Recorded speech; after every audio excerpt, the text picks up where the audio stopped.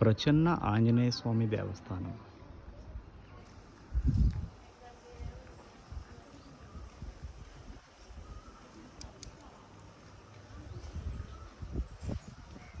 చూడండి తలుపులు ఎంత పెద్దగా ఉన్నాయో. ఇవన్నీ మంచి వుడ్తో కట్టారు.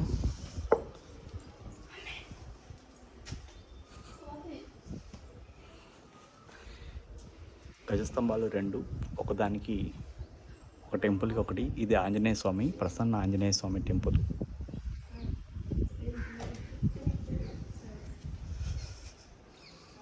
గోల్డెన్ డేస్లో టెంపుల్స్ ఇలా ఉండేవన్నమాట. చాలా రిలాక్స్గా ఉంటుంది. టెంపుల్లోకి రాగానే మనం ఒక హ్యాపీనెస్ ఫీల్ అవుతాము. ఈ టెంపుల్లోకి రాగానే ఆంజనేయ స్వామిని దర్శించుకున్న తర్వాత మనం ఇంకో టెంపుల్కి వెళ్తున్నాము.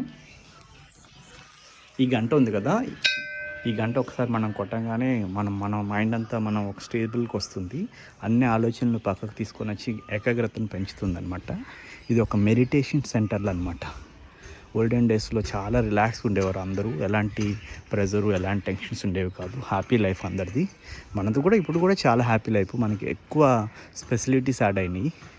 దాంతోపాటు మనం ఎక్కువ అన్నిటి గురించి ప్రెజర్ ఫీల్ అవుతాము. ప్రెజర్ అనేది ఏముండదు, టెన్షన్ అనేది ఏముండదు. హ్యాపీగా రిలాక్స్గా ఉండాలి. మీకు ఎప్పుడైనా డిస్టర్బ్గా అనిపిస్తే మాత్రం ఏం ఆలోచించకుండా వెంటనే ఒక దగ్గరలో ఉన్న టెంపుల్కి వెళ్ళి ఒక 15 మినిట్స్ మీ మైండ్ మొత్తాన్ని కంట్రోల్ పెట్టుకోండి. రిలాక్స్గా కూర్చోండి, అంతే. మీకు అంతా సెట్ అయిపోతుంది. ఇది మొత్తము చేబ్రోల్లో ఉంది. గుంటూరు డిస్టిక్, విజయవాడకి దగ్గరగా గుంటూరు ఉంటుంది. గుంటూరు తర్వాత చేబ్రోల్ వస్తుంది.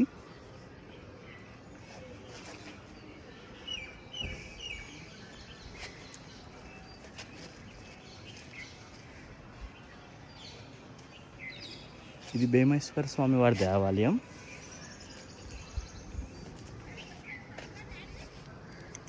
ఇక్కడ చూపిస్తున్నాను చూడండి. చేబ్రోలు మండలం, గుంటూరు జిల్లా. ప్రసన్న ఆంజనేయ స్వామి దేవస్థానం. ఇక్కడ చిన్న చిన్న ఆవులు, గేదెలు అవన్నీ కడుతున్నారు. ఇక్కడ ఎక్కువ ఆవులను పెంచుతున్నారు, చాలా తక్కువ మంది గేదెలను పెంచుతున్నారు. ఇక్కడ రెడ్ స్టోన్తో ఒక నందీశ్వరిని చెక్కారు.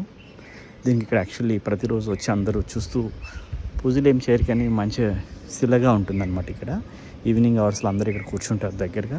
ఇక్కడ ఒక రావి చెట్టు ఉంది. ఇది ఒక రచ్చబండ లాగా అనమాట ఈ ఊరు మొత్తానికి. వీళ్ళందరూ ఇక్కడ పెద్దవాళ్ళందరూ కూర్చొని హ్యాపీగా రిలాక్స్గా మాట్లాడుకుంటూ ఉంటారు ఈవినింగ్ అవర్స్లో. ఇప్పుడు మార్నింగ్ అవర్స్ అయినా కొంతమంది హ్యాపీగా ఇక్కడ రెస్ట్ తీసుకుంటున్నారు.